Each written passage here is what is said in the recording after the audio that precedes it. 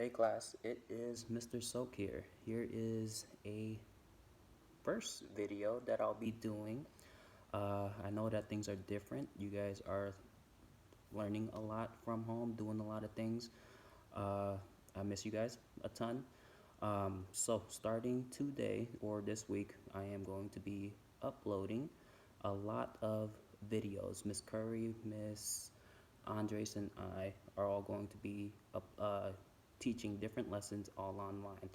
The lessons aren't going to be that long, so Mr. Soak's going to be in charge of doing a lot of the read-alouds.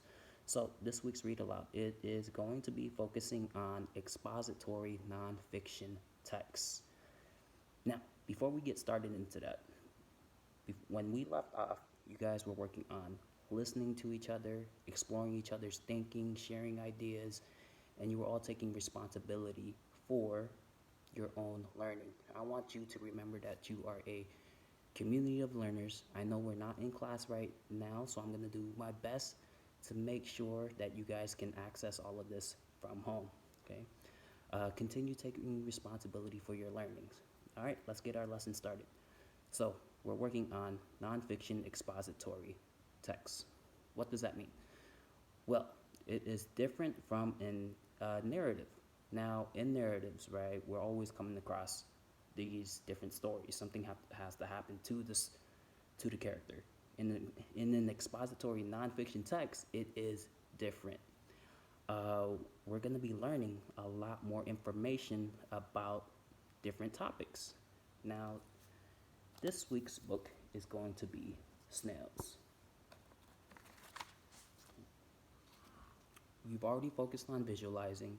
You've already been working on wondering. You've been making a lot of text-to-self connections, all to help you with your reading comprehension strategies. With nonfiction expository text, you will be finding out new information or learning about different topics as we go on. I want to remind you that nonfiction text gives the reader true information about topics. With these topics, it could be about people, places, and things. You've read a ton of different nonfiction books.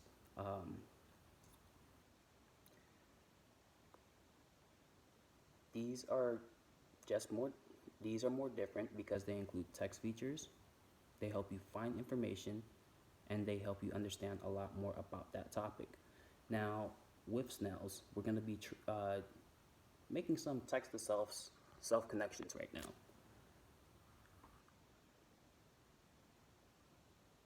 Most of you have already seen the snail, right? You've probably seen them outside, in your backyard, in the front yard. They are in their natural habitats. As we've been moving on to nonfiction text, you know that a habitat is where an animal lives. Now, you know that insects, spiders, all of these things could be right there outside in our own backyards. This is a part of that habitat or community that they all live in. Now, as we get started, I want you to take a look at this. Most of you already know what this is. Okay. All right, go ahead and think to yourself for a second. Now, if you thought about this and you called it the table of contents, you are right. This is the table of contents. And what is the purpose of a table of contents? As a reader, why should you know how to use the table of contents? Okay. I'm going to stop and let you think about that for a second.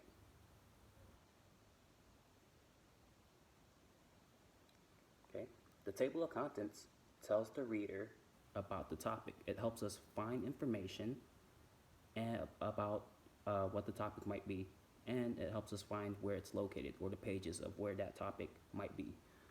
All of these right here with the pages, these are different chapters in this book about snails. Okay. Now, if we take a look at our text features chart, right, the table of contents tells us where the information is located. And we have our chapter titles. All of this is really, really important when we're reading these nonfiction books because they help us as a reader find information a lot quicker.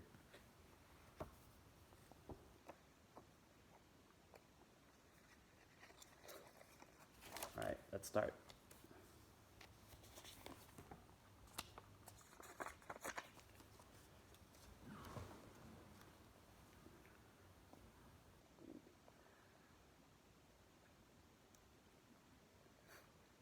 Snails.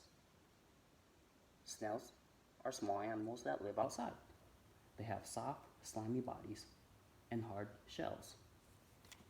We got a picture of the shell here. We got a picture of the body here.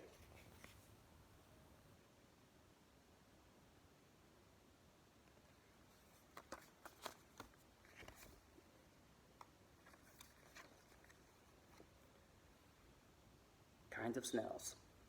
There are many different kinds of snails. Some snails are on land, other snails live in water.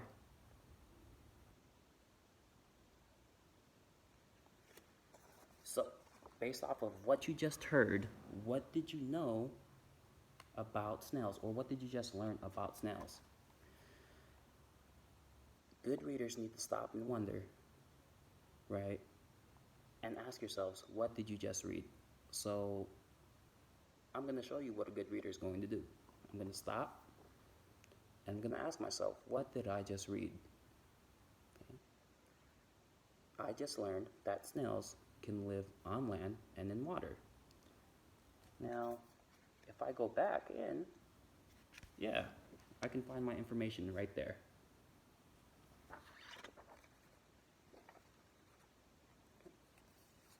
Let's continue on.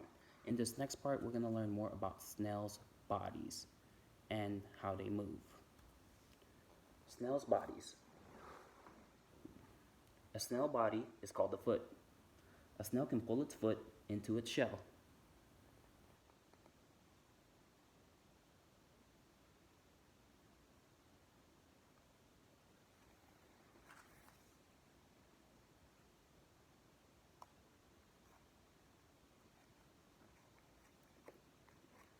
Snail tentacles. Snails have 4 tentacles on their heads. 2 tentacles taste and smell. 2 tentacles have eyes. We have the eye tentacle, and we have tasting and smelling tentacle.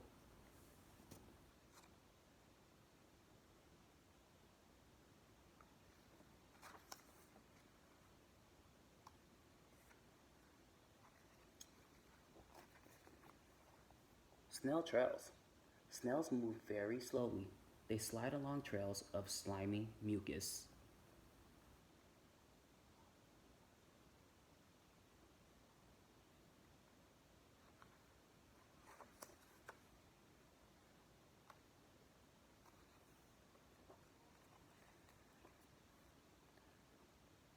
Looking for snails. Snails live in gardens. You might find some in the flower pot.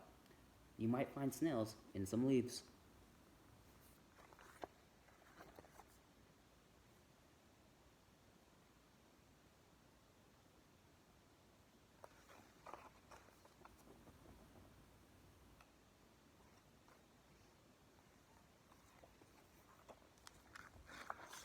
So, we're gonna stop there. What did you just learn about snails? Go ahead and pause the video, take a second to think to yourself, or if your parents or your siblings are around, go and share with them.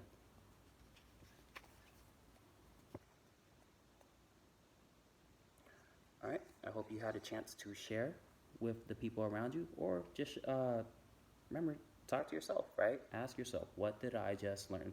So that we can make better sense of what we are learning about. Okay. New snails. New snails hatch from round white eggs.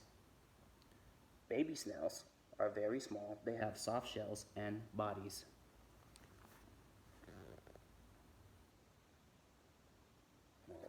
Take a look at all the details.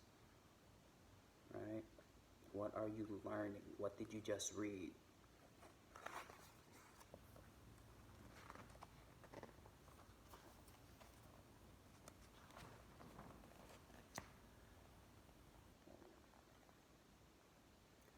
Food for snails. Snails eat the leaves and flowers of dead plants.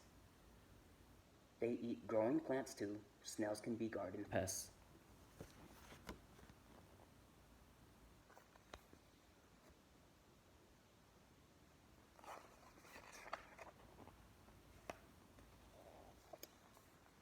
Snails in danger.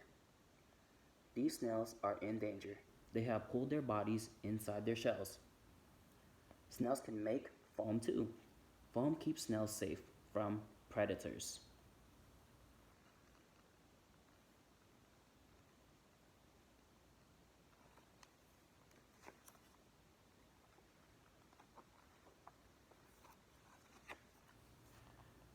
Snails in winter. Snails hibernate all winter. They go inside their shells and close them with mucus.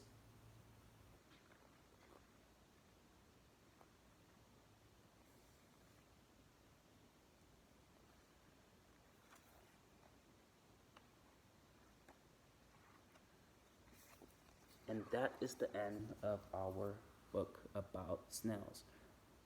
Remember, this is an expository nonfiction text. The goal of this book, when it comes to nonfiction text, is to give us more information about this topic. And in this case, the topic about this nonfiction book is snails. Now, I want you to think about, what did you just learn about the snails?